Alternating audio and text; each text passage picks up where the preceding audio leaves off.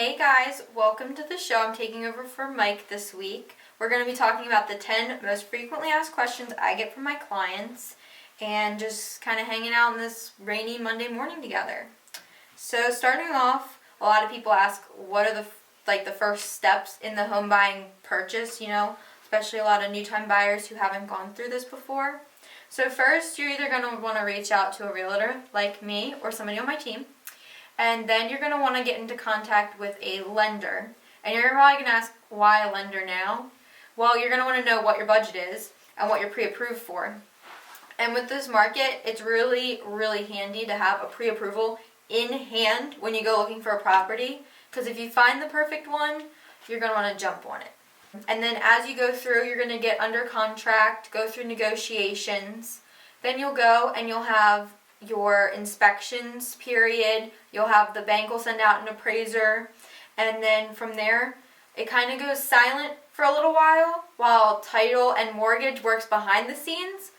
That's great. You don't want a lot of chitter chatter during that time, and then all of a sudden you're at the settlement table ready to get your new keys to your house. The next question is, how long does it take to buy a home? Well, that depends on a couple factors. One is what loan program you're going with.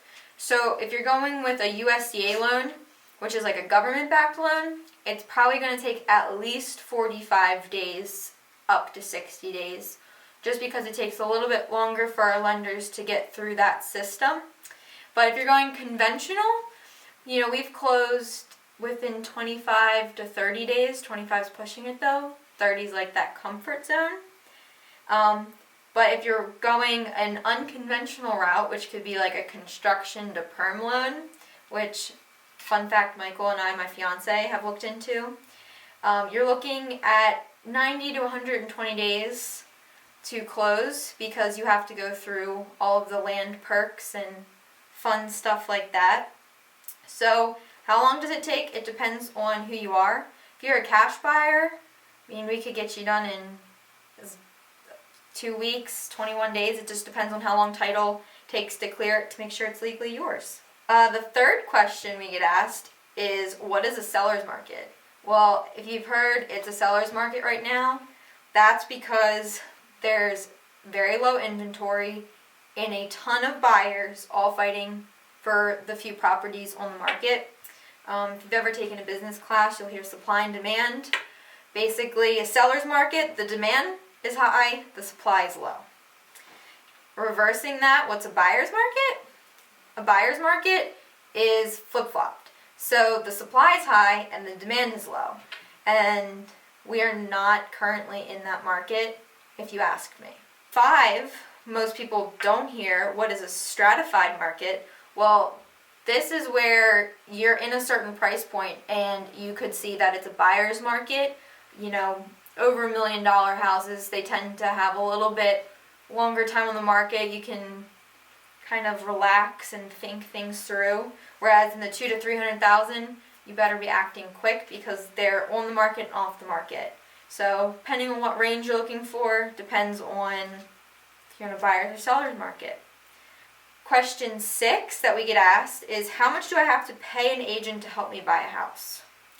This one is an interesting question because it depends all the time. Typically we get paid by the sellers and they'll pay us a commission.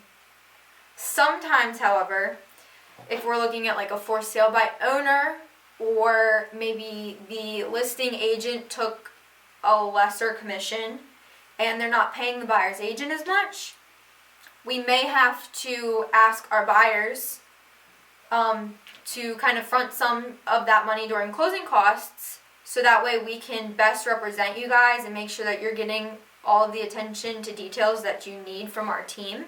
Question 7 we get asked, and this one's kind of a doozy, is what kind of credit score do I need to buy a home? And again, my favorite answer is it depends, because if you're going with an FHA loan, which is like a government type backed loan, you can go as low as 640. And I believe the same is with USDA, which is my favorite type of loan. I'll tell you about that later and why. However, if you're going conventional, you're going to want to see at least a 700, if not 720. It really depends on the organization though, because different investors backing your mortgages may require different standards. Question 8 that we get asked is, how much do I need for a down payment? And again, the answer is, it depends. Why?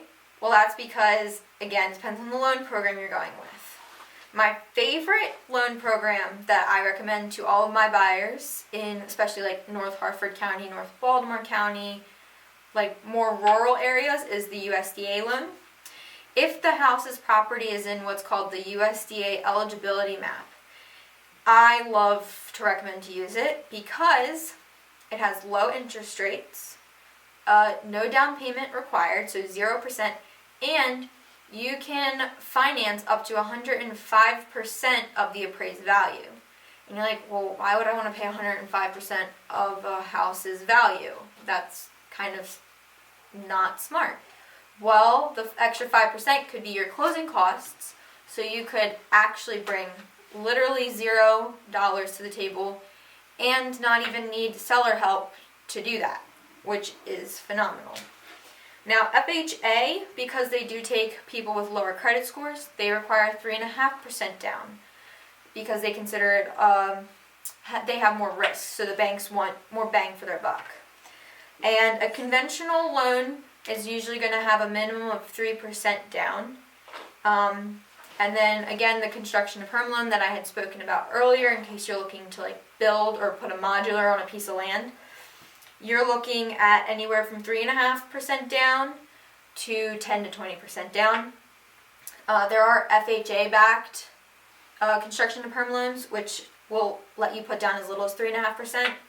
There used to be a USDA-backed one until COVID temporarily suspended that program, so thank you, COVID. A fun fact also with your down payment is you can get it gifted. So if a family member is like, oh, I would love for you to buy a house, but I know you don't have a lot down, I wish I could help, they can help, and it's through a gift. Question number 9 that we get asked. Do I have to sell my current home before buying a new home? No. And it depends. You don't have to, depending on who you are. You're going to want to talk to your loan officer before making an executive decision. But a lot of people might have a townhouse or a condo and they kind of want to rent it out.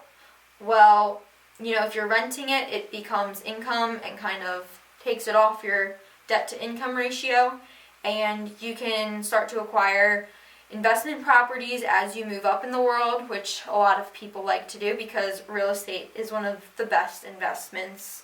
It's something tangible that doesn't go away.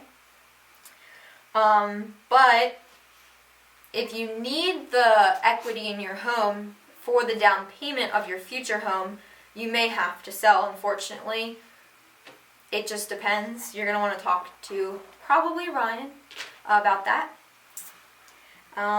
Question number 10 that we get asked, so the last one. How many homes should I view before buying one? Well, if you've ever been wedding dress shopping, everybody has an opinion on how many you should try on before you pick the right one. That makes no sense. You're going to know as soon as you put it on. It's the same thing with a house. You're going to know as soon as you walk in the house which one's the right one. So it could be the first one, it could be the third one, it could be the 20 millionth one. Please don't make it the 20 millionth one. But if it is, then that's what it takes, right? So it's just up to you. It's just like, you know, buying a car or finding a wedding dress or buying a puppy. I mean, I always pick the first puppy. But, you know, it could be, you could always pick the first house that you go to see. It's got to be up to you. You have to figure out what you want, and we are just here to guide you. So, thanks for hanging out with me today on this kind of rainy, icky Monday, if you're in Maryland anyway. And hope you have a great rest of your day. And on Thursday, if you guys have any questions, if you DM me or text me or message me in any way, I'm going to compile all of them, and then I'm going to do a live video answering all of your questions, so stay tuned. Thanks for watching. Make sure you like and subscribe for weekly content. Also, check out our social media pages. The links are in the description below. See you next week.